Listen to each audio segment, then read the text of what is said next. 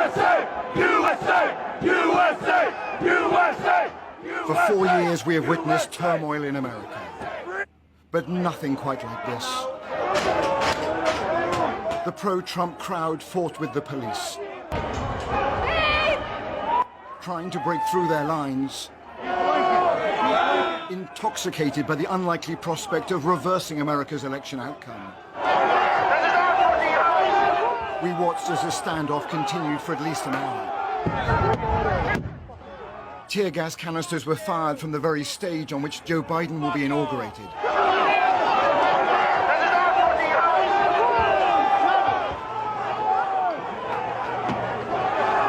But for Capitol Hill police officers, this was a losing battle.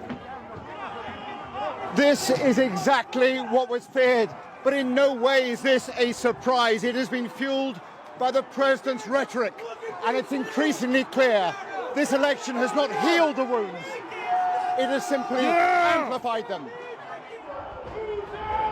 We followed the aggrieved and infuriated Trump supporters as they stormed the building. I swear that's CNN, and they just said these guys. Through broken windows and doors they had forced open.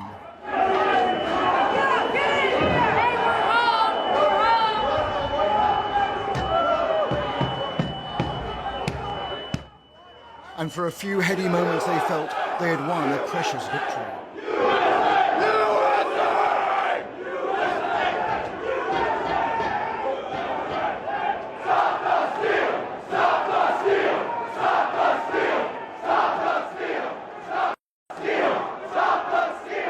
They were now in the very heart of the Congressional building.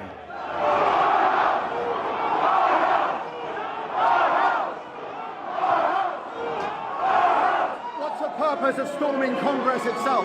Because they work for us. They don't get to steal it from us. They don't get to tell us we didn't see what we saw. We respect the law. We were good people. The government did this to us. We were normal, good, law-abiding citizens, and you guys did this to us. We want our country back. We are protesting for our freedom right now. That's the difference. What's the purpose of storming Congress? How do I know that? They reached and entered the Speaker's office itself. Although Nancy Pelosi and other lawmakers had already been evacuated to safety. There you go. There you go, brother. As we filmed, protesters tore down Pelosi's nameplate. And so here we are right now inside the halls of Congress. This is exactly what so many anticipated, and yet the Capitol Hill police are doing their best, but failing to control the situation.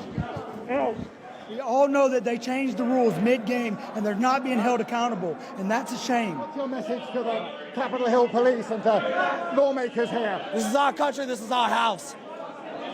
That's it. This is our house. This is our country. This is our country. Inside the chamber itself, there was chaos. Agents hastily blocking the doors with furniture to keep the protesters out. Officers ready to open fire as a last resort. In the galleries, people took shelter.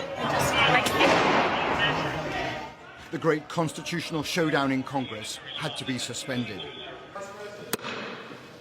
Madam Speaker and members of Congress, pursuant to the Constitution and the laws of the United States. A little earlier, the passions in America's political schism were on display as Trump loyalists acted to stop the certification. I rise up for myself and 60 of my colleagues to object to the counting of the electoral ballots from Arizona.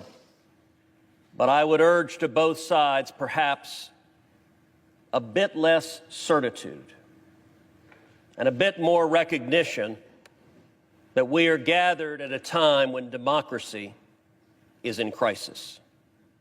But the plea to suspend certification of the election was fiercely contested by the leader of the Senate, who broke definitively with Trump.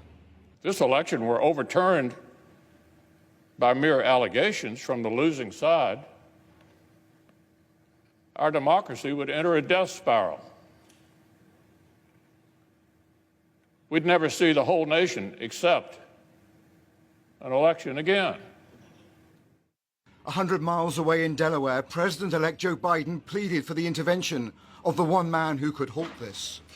I call on President Trump to go on national television now to fulfill his oath and defend the Constitution and demand an end to this siege, to storm the Capitol, to smash windows, to occupy offices, the floor of the United States Senate, rummaging through desks, on the Capitol, on the House of Representatives, threatening the safety of duly elected officials. It's not protest, it's insurrection.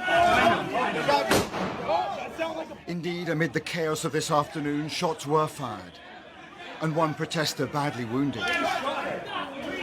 The circumstances are not clear, but it is proof of how perilous it remains here tonight.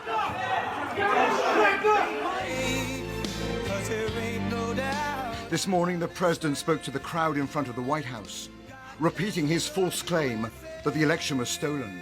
All of us here today do not want to see our election victory stolen by emboldened radical left Democrats, which is what they're doing, and stolen by the fake news media. That's what they've done and what they're doing.